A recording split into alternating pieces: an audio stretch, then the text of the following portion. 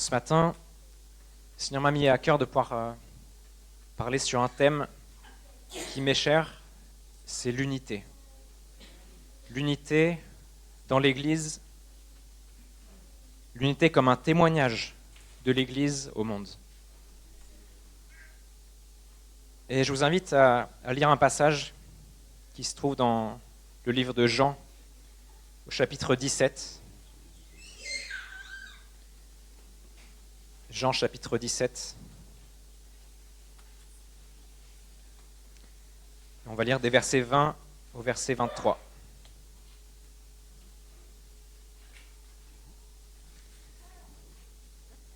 C'est Jésus qui est en train de prier avant d'aller à la croix. Voici ce qu'il va dire. Ce n'est pas pour eux seulement que je prie, c'est-à-dire pour mes disciples, mais encore pour ceux qui croiront en moi par leur parole, afin que tous soient un, comme toi, Père, tu es en moi, et moi en toi, qu'eux aussi soient un en nous, afin que le monde croie que tu m'as envoyé. Et moi, je leur ai donné la gloire que tu m'as donnée, afin qu'ils soient un, comme nous sommes un. Moi en eux, et toi en moi, afin qu'ils soient parfaitement un, et que le monde connaisse que tu m'as envoyé, et que tu les as aimés comme tu m'as aimé. Amen. Dans notre société aujourd'hui, particulièrement dans notre société française, on voit à quel point l'individualisme est de plus en plus présent. On voit combien on est invité à penser à nous, nos propres intérêts, avant de penser aux autres. Et cela crée de l'isolement. Cela crée de la peur de l'autre, de la méfiance. Cela crée de la division.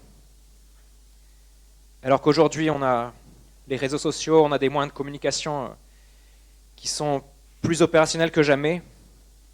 On est la génération qui peut communiquer avec le plus de personnes en même temps, avec des personnes qui sont même à l'autre bout du monde. Les frontières physiques n'ont même plus de limites. Mais pourtant, malgré tout ça, on voit que dans la société, nous sommes seuls. Les gens se sentent seuls. Les gens sont anxieux. Les études montrent à quel point, notamment la jeune génération, est vraiment sans repère. Comment ils peuvent se sentir isolés, malgré tout le temps qu'ils passent sur les téléphones, peut-être sur Instagram ou Snapchat ou je ne sais pas trop quoi, il y a plein de choses. J'avoue que j'ai un peu lâché à un moment donné. Mais pourtant, malgré le fait qu'on peut continuer à communiquer avec les amis, après les classes, les week-ends, eh bien, on se sent seul, perdu, isolé, sans repère. Et cet individualisme-là, dans la société, ça crée une soif d'authenticité. Ça crée une soif de vivre des relations vraies, authentiques. On veut vivre du concret. C'est vrai, on passe beaucoup de temps en ligne, dans le monde virtuel un peu, et on a besoin de vivre du concret. On voit toutes sortes de micro-sociétés un peu qui se créent de plus en plus, où les gens essaient de créer comme ça des communautés où on partage les biens, où on partage peut-être les connaissances, où on partage différentes choses. Et on peut louer ces tentatives.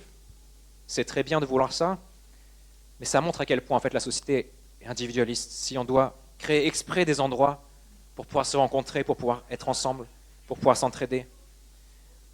Et malgré ces tentatives qui peuvent être louables, on réalise que aucune d'elles ne réussit véritablement et parfaitement à créer cette unité, à créer cette entraide, à créer cet amour.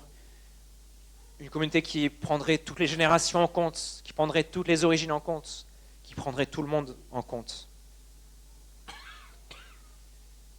Et la question que j'aimerais poser, c'est si cette réponse-là, justement, elle ne se trouvait pas dans des modèles humains, mais elle se trouvait dans un modèle divin. Un modèle créé et voulu par Dieu.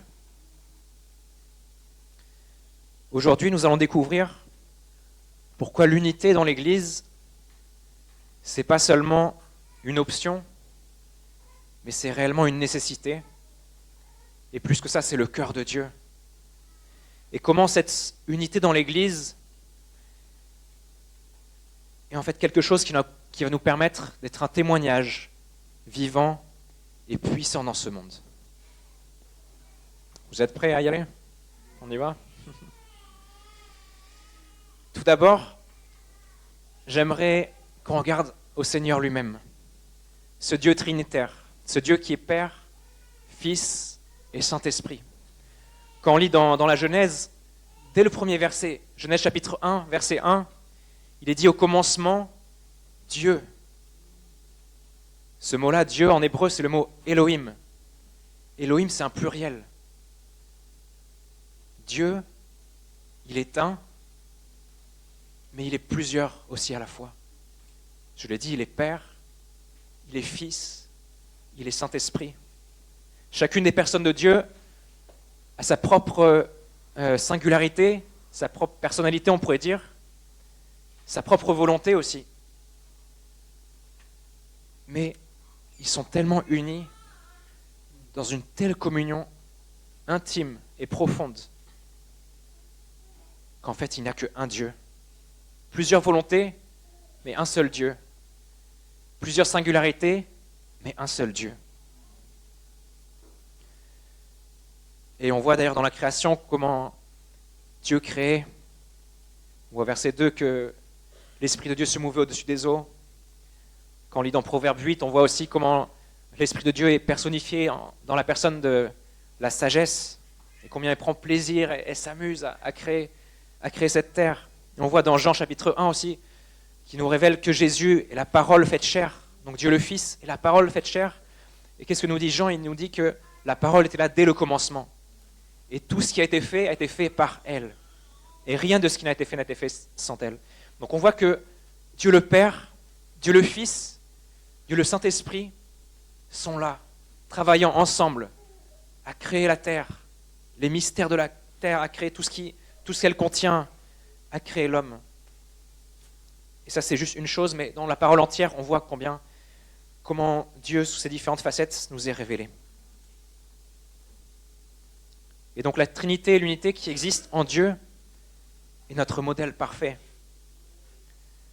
C'est quelque chose qui devrait nous inspirer en tant que chrétiens, en tant qu'enfants de Dieu. Nous sommes appelés à imiter notre Père. Le modèle divin de l'unité se trouve aussi dans l'Église. L'Église, ce n'est pas une institution humaine, ce n'est pas les hommes qui ont décidé de créer l'Église, mais c'est Dieu qui a donné l'Église aux hommes, à ses enfants. Dans 1 Corinthiens 12, on ne va pas forcément tout lire, mais Paul nous donne cette image d'un corps. Son Église est comme un corps. Quand on pense à un corps, on voit bien quelque chose qui est un. Si tout d'un coup le bras voulait partir à droite et la jambe à gauche, j'avoue que le tableau n'est pas très beau à voir. C'est même un peu une scène d'horreur. Mais voici ce que Paul dit dans 1 Corinthiens 12, versets 12 et 14. « Comme le corps est un et a plusieurs membres, et comme tous les membres du corps, malgré leur nombre, ne forment qu'un seul corps, ainsi en est-il de Christ. Nous avons tous en effet été baptisés dans un seul esprit pour former un seul corps, que ce soit les Juifs, les Grecs, les esclaves, les libres. Nous avons tous été abreuvés d'un seul esprit. Ainsi, le corps n'est pas un seul membre, mais il est formé de plusieurs membres. » Là, ça nous parle de la diversité dans le corps. Il y a un seul corps, mais pourtant plusieurs membres. Et chaque membre a une fonction particulière. Un corps ne peut pas être divisé. Et si l'Église est divisée, alors nous ne sommes plus en train de vivre l'Église. Alors nous ne sommes plus dans le modèle divin que Dieu il a préparé pour nous. Si chaque membre veut faire ce qu'il veut, ce qui lui semble bon, eh bien nous ne sommes plus à ce moment-là soumis à Christ qui est la tête de l'Église. Et nous ne pouvons plus être appelés corps du Christ. Versets 24 et 26 du même chapitre. Dieu a disposé le corps de manière à donner plus d'honneur à ce qui en manquait, afin qu'il n'y ait pas de division dans le corps, mais que les membres aient également soin les uns des autres. Et si un membre souffre, tous les membres souffrent avec lui. Et si un membre est honoré, tous les membres se réjouissent avec lui. Amen.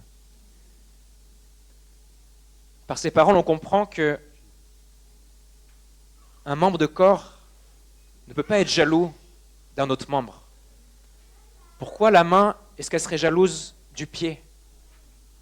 La main, Dieu lui a donné une fonction particulière. Et le pied, c'est la même chose. Alors, on peut se poser cette question. Pourquoi je serais jaloux de mon frère ou de ma sœur, alors que nous sommes membres d'un seul corps? Le Seigneur l'a dit, certains membres qui sont peut-être moins honorables, Dieu les entoure d'encore plus d'honneur, afin qu'ils soient valorisés. Parce que si un membre est valorisé, c'est tout le corps entier qui rayonne, qui est glorifié. Et c'est Dieu à la fin qui est glorifié. Mais si un membre souffre, c'est tout le corps qui souffre avec lui. Alors cette notion de prendre soin les uns des autres. Nous comprenons donc que Christ a établi son Église comme une seule entité. Alors certes, cette Église est dispersée dans différentes villes, dans différentes régions, sur différents continents, par le monde entier, mais l'Église du Christ est une. C'est l'Église du Seigneur. Et que nous le voulions ou pas, en fait, en tant qu'enfant de Dieu, on fait partie de ce corps qui est l'Église. Un chrétien qui ne voudrait vivre sa foi que de son côté et qui ne voudrait pas prendre part à une Église, en fait, elle n'est pas dans la pensée biblique. Là, c'est la pensée du monde, cette pensée individualiste qui fait croire que je peux m'en sortir tout seul, qui fait croire que ouais, je n'ai pas besoin des autres, moi je vis ma foi avec mon Dieu et c'est tout. Ça, ce n'est pas la volonté de Dieu. En Christ, nous avons besoin les uns des autres. Nous ne sommes pas autosuffisants, mais nous sommes plutôt interconnectés et interdépendants. Mais il y en a un justement qui a bien compris que l'unité, elle n'est pas bonne, de son point de vue à lui. Si les hommes sont unis entre eux, unis avec le Seigneur, alors il va se passer des choses extraordinaires. Il y en a un qui a bien compris que s'il pouvait diviser les hommes, s'il pouvait diviser les chrétiens, bien les plans de Dieu vont être dans une certaine mesure un peu bafoués et gâchés, ou en tout cas retardés, parce que rien n'échappe aux mains du Seigneur. Et cette personne, vous l'avez compris, c'est l'ennemi, c'est le diable. Tout à l'heure, on a lu dans Genèse 1,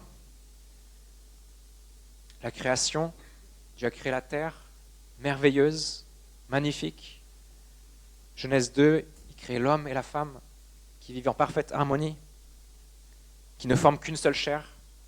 Et puis chapitre 3, on va voir le serpent qui va venir dans le jardin, le diable, et qui va venir mettre la discorde, venir mettre le trouble.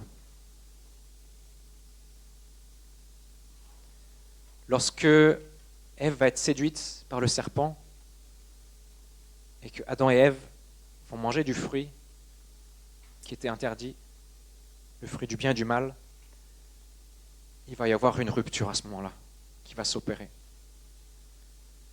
Je ne sais pas si vous vous souvenez, quand Dieu il va venir, il va poser la question à Adam, « Où es-tu, Adam? Pourquoi te caches-tu » Et Adam, qu'est-ce qu'il va dire? Eh bien, c'est la femme que tu as mis auprès de moi qui m'a trompé. À ce moment-là, Adam, il aurait pu se repentir. Il aurait pu dire, « Pardonne-moi, Seigneur, parce que je t'ai désobéi. » Mais le péché qui était en lui l'animait, l'a poussé à aller accuser la femme. Et la femme aussi va accuser le serpent. Ils vont commencer à s'accuser mutuellement.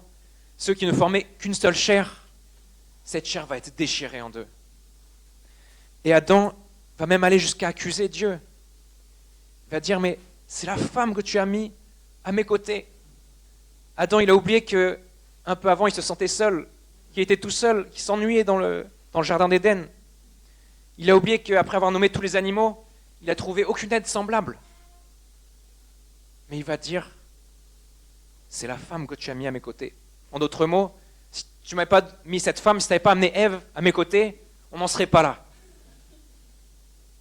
Donc on comprend, on voit là qu'il y a quelque chose de grave qui se passe.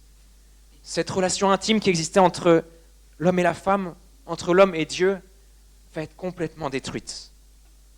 L'homme va être séparé de Dieu. Il va être chassé loin du jardin d'Éden.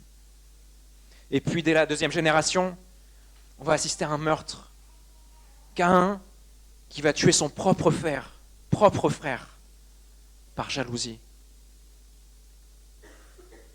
La division est terrible. La division est terrible.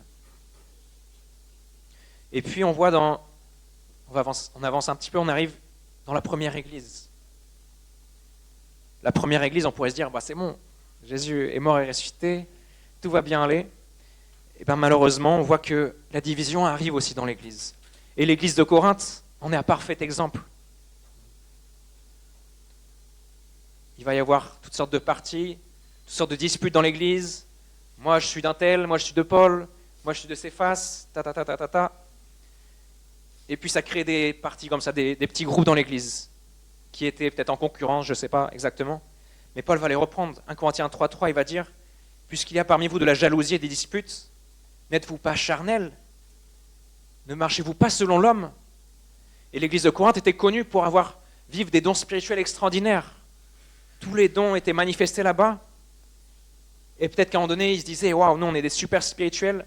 Mais en fait, Paul il va dire, mais regardez votre manière de vous comporter entre vous. C'est vrai, l'Esprit agit au milieu de vous. Il se passe des prodiges. Il y a des dons extraordinaires. Mais en fait, la base, elle n'est même pas là. Vous êtes là à vous chamailler, à chercher des divisions, des disputes, des querelles. Ça, c'est pas l'Esprit de Dieu qui agit comme ça. Ça, c'est votre nature charnelle. Mais en fait, il n'est pas étonnant de constater que, même dans la première église, la division est venue s'immiscer dans l'église. Parce qu'en fait, malheureusement, notre nature charnelle, elle est là. Et combien de fois, alors que on aimerait suivre le Seigneur, eh bien, il y a cet ego, cette nature qui va dire « Oh non, quand même, là, le frère, il abuse, la sœur, elle abuse, pourquoi je vais le pardonner ?» Il y a cette nature qui va venir, qui va prendre le dessus. Et finalement, au lieu de marcher dans l'amour et le pardon, on va plutôt être dans cette guerre d'ego. Et on va marcher par l'orgueil. Ça, c'est notre nature humaine à nous. Mais pourtant, ce qui est beau de voir, c'est quand on regarde dans Actes chapitre 2, on va lire ce passage-là, Actes 2, 41-47. C'est l'église primitive. Le témoignage que nous laisse la première église du Seigneur. Ce témoignage-là, c'est un témoignage puissant d'unité et de partage. Et ça a marqué toute la génération, et je pourrais dire même le monde entier jusqu'à aujourd'hui. On peut le lire, Actes 2, versets 41-47. On est juste après le discours de Pierre à la Pentecôte. Ceux qui acceptèrent sa parole furent baptisés, et en ce jour-là furent ajoutés environ 3000 âmes. Ils persévéraient ensemble dans l'enseignement des apôtres, dans la communion fraternelle, dans la fraction du pain et dans les prières. La crainte s'emparait de chacun, et il se faisait beaucoup de prodiges et de signes par les apôtres. Écoutez bien, tous ceux qui avaient cru étaient ensemble et avaient tout en commun. Ils vendaient leurs biens et leurs possessions, et ils en partageaient le produit entre tous, selon les besoins de chacun. Chaque jour, avec persévérance, ils étaient au temple d'un commun accord. Ils rompaient le pain dans les maisons et prenaient leur nourriture avec allégresse et simplicité de cœur. Ils louaient Dieu et obtenaient la faveur de tout le peuple. Et le Seigneur ajoutait chaque jour à l'Église ceux qui étaient sauvés. Amen. Quel beau témoignage. Quel beau témoignage que dans cette première Église, habitée par le Saint-Esprit, là, la le livre des Actes nous dépeint le tableau idéal. Voyez comment l'accent est mis sur le fait que tous sont ensemble. Tous ceux qui croyaient étaient dans le même lieu. Ils avaient tout en commun. Chaque jour, ils étaient assidus, tous ensemble assidus. Ils trouvaient grâce auprès de tout le peuple. C'était un témoignage puissant dans Jérusalem, dans la Judée. On sent des personnes qui sont vraiment simples, dans la simplicité de cœur, qui sont heureuses. Pas qu'il n'y ait pas des difficultés. Je pense qu'ils vivaient des difficultés à l'époque. Et surtout, il va y avoir des persécutions terribles qui vont arriver ensuite. Mais les enfants de Dieu sont contents. Ils se contentent de ce qu'ils ont et ils sont dans la reconnaissance au Seigneur. Le salut de Dieu les rend unis comme un seul corps. Parce qu'ils ont été sauvés tous par le même Seigneur, qu'ils ont reçu le même esprit, alors ils vivent comme un seul corps, comme une seule entité.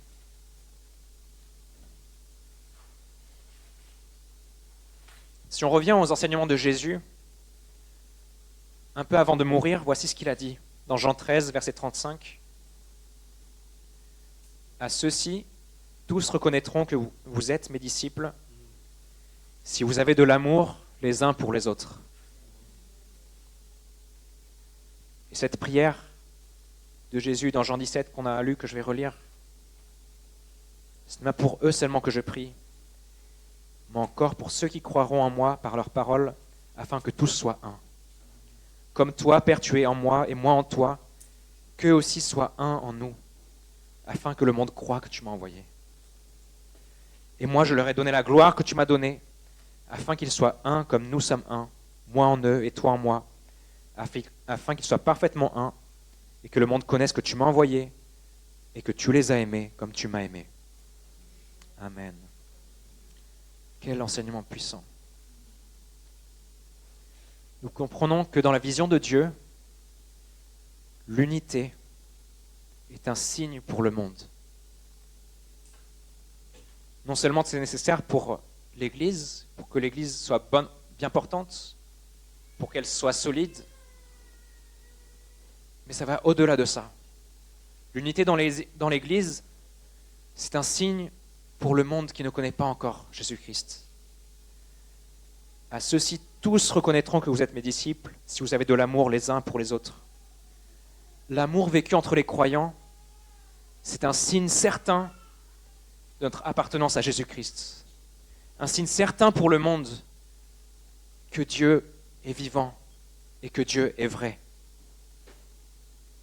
Si nous marchons dans l'amour, le monde va reconnaître à travers cela que nous sommes enfants de Dieu et qu'il y a un Dieu qui est vivant et vrai. Amen. Romains 8, 19 nous dit que aussi la création attend-elle avec un ardent désir la révélation des fils de Dieu. Le monde est dans l'attente de voir les fils de Dieu se révéler. Non seulement à la fin des temps, lorsque l'agneau ouvrira le livre de vie, mais encore aujourd'hui, dans le temps présent, il y a comme cette attente qui sort des entrailles de la terre, qui est là. Mais quand est-ce que ce véritable amour va être révélé dans le monde? Quand est-ce que les fils de Dieu vont être révélés à la lumière du jour? Parce que le monde, il a soif de justice. Il a soif de vivre cette unité, de connaître cette unité et ce véritable amour. Mais le cœur humain, il est beaucoup trop égoïste et égocentrique à cause du péché pour considérer d'abord les intérêts des autres. Naturellement, toujours penser à nos propres intérêts. C'est ça la nature humaine. Et le monde a une attente véritable envers l'Église, même si ils ne le disent pas forcément, même si c'est inconscient, mais inconsciemment, Dieu a mis quelque chose, peut-être dans l'ADN humain, pour dire « nous attendons de voir cela ». Peut-être que c'est ce lien justement à la création, quand Dieu a créé ce monde parfait, harmonieux, et où tout était parfait, et où les gens vivaient parfaitement unis entre eux. Et peut-être qu'en chacun de nous, il y a ça, ce brisement encore, et cette attente de dire « nous voulons vivre ce qui existait dès le commencement ». Le monde a une attente envers l'Église. Il suffit de voir les reproches qui sont faits aussi parfois par les non-croyants. Je ne sais pas si ça vous est arrivé de parler de Dieu à quelqu'un. Cette personne va vous dire, mais moi, ce que j'ai vu dans l'église, franchement, ça m'a déçu. Et je suis parti. Alors, on pourra après discuter sur différentes choses. Est-ce que la personne devait vraiment partir? Pourquoi elle n'a pas suivi, justement, l'enseignement? Mais c'est des choses qu'on entend régulièrement.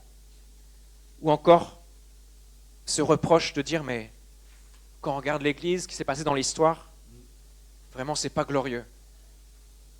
Si tu me parles des enseignements de la Bible, des valeurs de la Bible, ouais, ça, je suis d'accord, mais quand je regarde ce qu'a fait l'église, là, vraiment, ça ne me donne pas envie de marcher avec Dieu.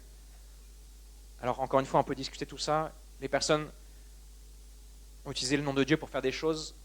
Sûrement, eux-mêmes n'avaient même pas Dieu dans leur cœur.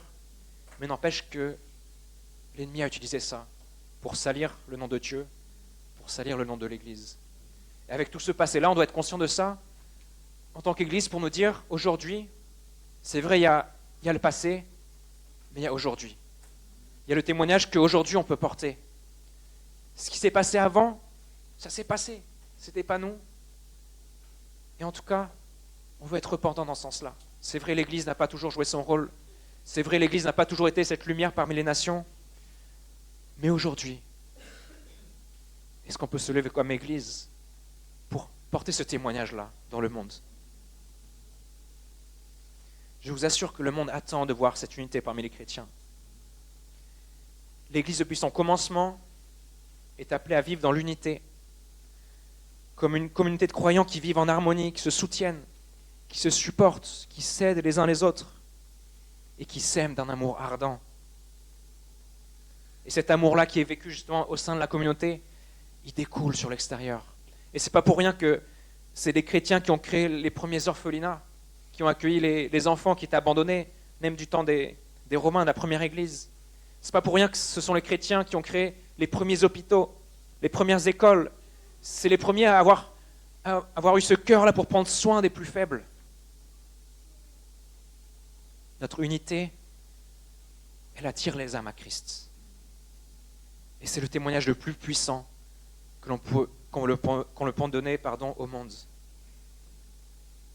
Église de Fougères, est-ce que tu veux être une église qui attire les âmes à Christ? Amen.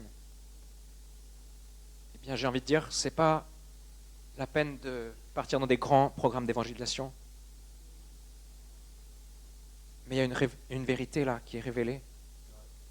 C'est le témoignage par l'unité des chrétiens, par l'amour qui peut être vécu. J'ai envie de dire, consacrez-vous à rechercher l'unité et la communion parmi vous. Et la gloire du Seigneur va se révéler. Va se révéler dans le quartier, va se révéler dans la ville, dans les environs, pourquoi pas même dans la région. Une unité réelle et profonde qui dépasse ces temps de communion qu'on a les dimanches matins, peut-être en semaine, j'ai entendu le mercredi soir peut-être. Ça dépasse ça. L'unité et la communion, quand on lit Acte 2, les gens, on pourrait dire c'est une seule famille, c'est un seul corps. Il y a vraiment un soin réel pour chaque membre, pour chaque génération, pour chaque personne. Alors une dernière question se pose, c'est comment vivre concrètement cette unité? Comment vivre dans cette unité en tant qu'Église? Est-ce qu'on peut être d'accord avec le principe? Oui, c'est une bonne chose. Mais dans la vie de tous les jours, comment ça se passe? Quand justement j'ai mon frère ou ma sœur qui m'a fait du mal, qui m'a blessé, comment je fais avec ça pour l'aimer? Comment je fais pour refléter la gloire de Dieu? Et bien notre exemple parfait et notre exemple ultime, c'est, et ça restera toujours Jésus-Christ.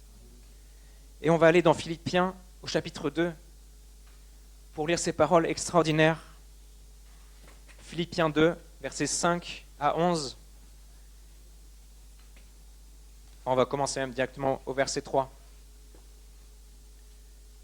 Ne faites rien par rivalité ou par vaine gloire, mais dans l'humilité, estimez les autres supérieurs à vous-même. Que chacun de vous au lieu de considérer ses propres intérêts, considère aussi ceux des autres. Et comment faire cela? Verset 5. Ayez en vous la pensée qui était en Christ, Christ Jésus. Lui dont la condition était celle de Dieu, il n'a pas estimé comme une proie arrachée d'être égal avec Dieu, mais il s'est dépouillé lui-même, en prenant la condition d'esclave, en devenant semblable aux hommes que lui-même a créés. Et après s'être trouvé dans la situation d'un homme, il s'est humilié lui-même,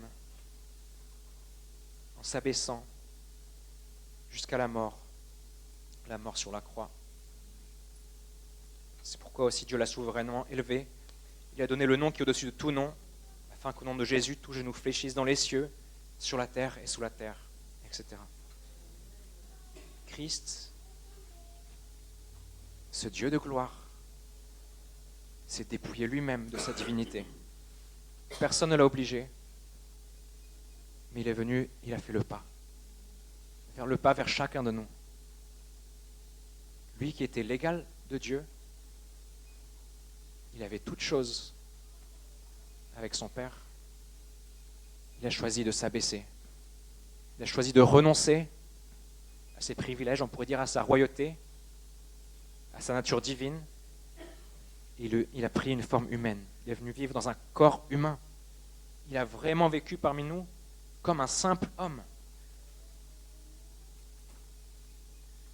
Si nous voulons vivre l'unité dans l'Église, mes frères, mes sœurs, nous devons adopter la mentalité du Christ. À un moment donné, on peut avoir peut-être une position dans l'Église, ou même si ce n'est pas par le service, même, j'en sais rien. On peut avoir des bonnes relations, avoir une certaine position à un moment donné, qu'on ne regarde pas ça comme une proie à arracher, comme quelque chose qui nous revient, qui nous appartient. Mais qu'est-ce qui nous appartient à la fin? Ce n'est pas le Seigneur qui nous a tout donné? Vivre dans l'humilité, être prêt à s'abaisser volontairement pour ses frères. Ne pas rester à attendre que l'autre fasse le premier pas. Ah Seigneur, cette personne m'a blessé, je veux bien la pardonner, mais je vais attendre d'abord qu'elle vienne me voir. D'accord? Ça, c'est une pensée humaine. Je pardonne parce qu'on m'a demandé pardon. Mais qu'est-ce qu'il a fait, Jésus? Je pense que c'est Pasteur Wilson qui a cité ce passage tout à l'heure pour dire: voici comment Dieu manifeste son amour envers nous, alors que nous étions encore pécheurs, alors que nous étions encore les ennemis de Dieu. Lui, il est venu, il est mort pour nous. Il est mort pour ses ennemis. Je ne vais pas attendre que mon frère ou ma sœur vienne me demander pardon, mais c'est moi qui vais aller faire le premier pas. C'est moi qui vais aller faire le premier pas. Je veux répandre la grâce que le Seigneur a répandue dans mon cœur. Parfois, on oublie à quel point on est gracié. Parfois, on oublie combien la miséricorde de Dieu est grande envers nous. Là où on était destiné, c'était la mort. C'était la mort éternelle. Mais Jésus s'est non seulement abaissé, mais en plus il a été humilié. Et il a été cloué sur une croix. Est-ce que vous imaginez ça?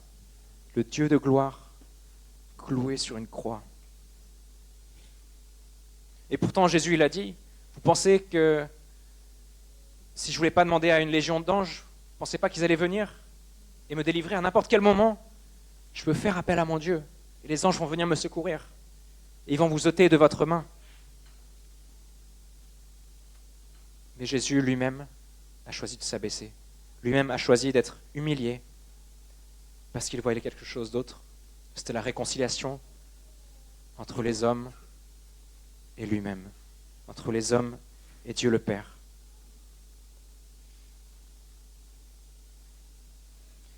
Alors, estimer les autres supérieurs à nous-mêmes, ça veut dire que parfois, même souvent peut-être, je vais devoir laisser certaines revendications de côté. Certaines choses, peut-être qui me reviennent de droit, parce que je suis en Christ, parce que je désire l'unité, je vais renoncer à mon droit. Et regardez la réponse que fait Paul justement aux Corinthiens. Dans 1 Corinthiens 6, verset 7, il va dire « Pourquoi ne souffrez-vous pas plutôt quelque injustice ?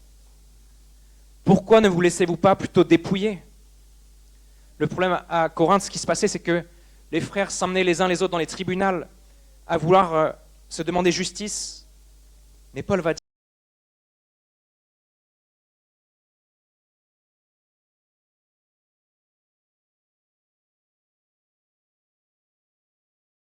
pour vous.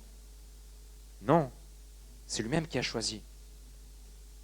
Alors ça peut être extrêmement difficile et c'est là que notre nature charnelle se heurte à l'Esprit de Dieu et à notre nature divine, cette nouvelle nature que Dieu nous a donnée. C'est là où ça ne suffit pas de dire que j'ai la foi, mais c'est là où on est dans le concret du combat. Là, on est dans le concret. Est-ce que j'écoute ma chair qui veut être dans la revendication, qui veut être dans le fait qu'on me rende justice, ou est-ce que je dis Seigneur, tout appartient. Je me remets à toi et moi je fais le choix de pardonner. C'est extrêmement difficile, mais combien nécessaire pour vivre l'amour et pour être ce témoignage vivant de la grâce de Dieu. Alors, je ne dis pas que l'Église doit accepter l'injustice et que l'Église devrait accepter les abus. On voit dans l'Acte des Apôtres qu'à un moment donné, il y a un problème avec les veuves d'origine juive, les veuves d'origine grecque. Et puis les veuves d'origine grecque, justement, elles avaient l'impression qu'elles avaient moins de nourriture par rapport aux veuves juives quand il y avait la distribution de nourriture. Et il commençait à y avoir des tensions comme ça, parce qu'il y avait une injustice, il y a quelque chose qui n'allait pas. Et qu'est-ce qui s'est passé ? À ce moment-là, les apôtres se sont réunis et ils se sont consultés pour dire il faut qu'on prenne une décision. Parce que c'est pas bon qu'il y ait cette division. Et donc à ce moment-là, ils vont choisir les diacres, justement, qui vont pouvoir servir aux tables des frères d'origine grecque. Et ce problème-là va être résolu à ce moment-là. L'Église ne devrait pas accepter qu'il y ait une injustice en son sein, mais ça, c'est l'Église. Les personnes peut-être responsables qui gouvernent peuvent prendre ces décisions-là. Mais moi, à mon niveau, je renonce à mes droits. J'étais abusé, la situation peut être difficile, extrêmement difficile. Je pense en train de minimiser ça, mais je peux faire le choix de passer outre parce que j'ai l'Esprit de Dieu en moi. Je suis son enfant. Voici cette voie que nous montre le Seigneur Jésus-Christ, se laissant clouer sur la croix du Calvaire. Alors si je résume un petit peu tout ce qu'on a dit depuis le début, nous avons vu que l'unité est le cœur de la nature de Dieu. C'est ce qui devrait également caractériser nos relations humaines au sein de l'Église. Mais depuis le commencement, l'ennemi est venu attaquer cette unité. Il est venu semer le trouble et la division, y compris dans la première Église. Mais l'unité au sein des croyants constitue notre témoignage principal, et le plus fort, le plus puissant dans le monde. Et cela se vit par le sacrifice et par l'humilité. Alors ce matin, j'aimerais faire peut-être cet appel. On va courber nos fronts ensemble, être à l'écoute du Seigneur. Est-ce que le Seigneur me parle ce matin ? Est-ce que j'ai besoin de vivre la réconciliation avec un frère ou une sœur de l'Église ? Si c'est le cas, je veux remettre cette situation au Seigneur. Peut-être que quelqu'un vit une situation compliquée dans sa famille. L'ennemi aujourd'hui s'acharne sur les familles, soit les couples, les relations entre enfants et parents, entre frères et sœurs. Mais le Seigneur va apporter la réconciliation aujourd'hui. Et si tu es en train de vivre des temps difficiles dans ta famille, j'aimerais que tu puisses aussi prier le Seigneur de venir faire grâce. Jésus a dit que si un royaume est divisé contre lui-même, ce royaume ne peut subsister. Et si une maison est divisée contre elle-même, cette maison, elle ne peut subsister. Alors, prions ce matin pour que Dieu nous permette de vivre l'unité. Alléluia, Seigneur. Prions déjà pour cela, Seigneur. Je te prie pour mes frères et sœurs. Je te prie pour moi-même, Seigneur. Je te prie pour nous en tant qu'Église, en tant que ton Église, Seigneur. Nous avons besoin de ta grâce encore ce matin. Nous avons besoin que tu agisses par ton esprit pour changer nos cœurs.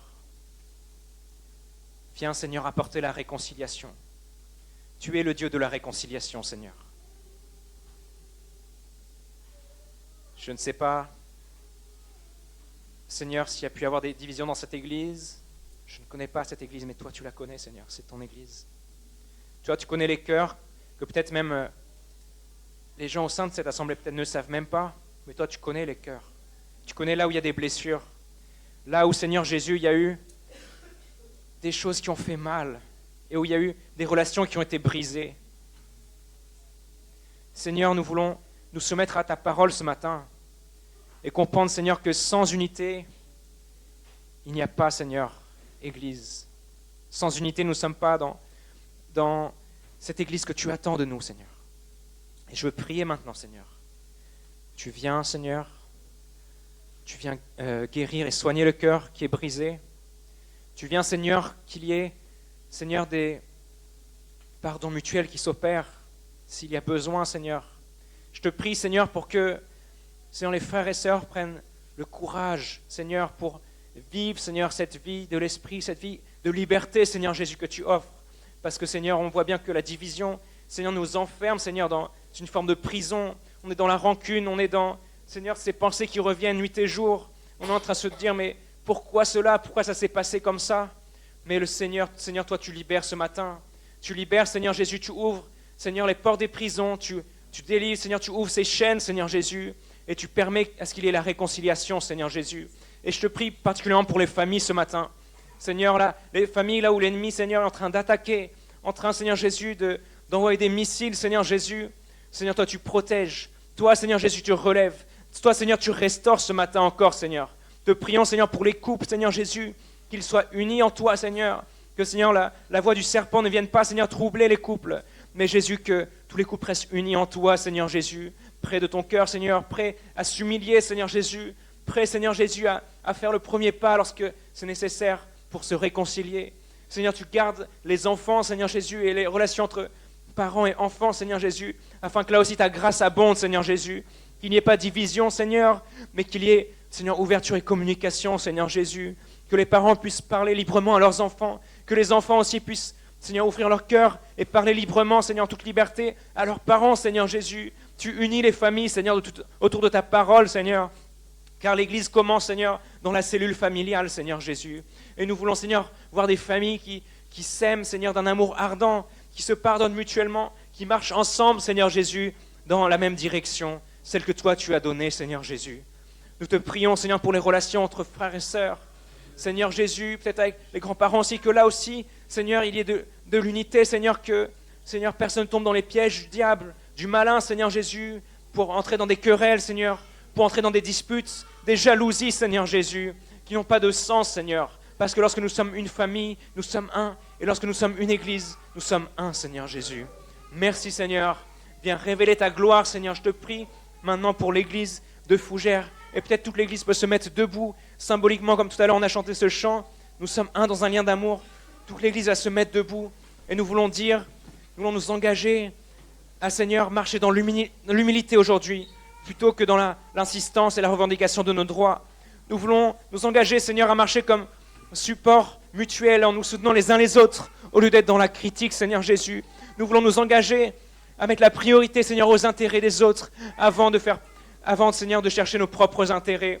Et Seigneur, tu vois toute cette église qui se lève ce matin, Seigneur, et Seigneur, qui veut vivre cette unité, qui veut vraiment vivre cette harmonie, Seigneur, qui veut vivre cet amour ardent, Seigneur Jésus, qui caractérisait la première église, Seigneur, dans le livre des Actes, comme on l'a lu, Seigneur, acte 2.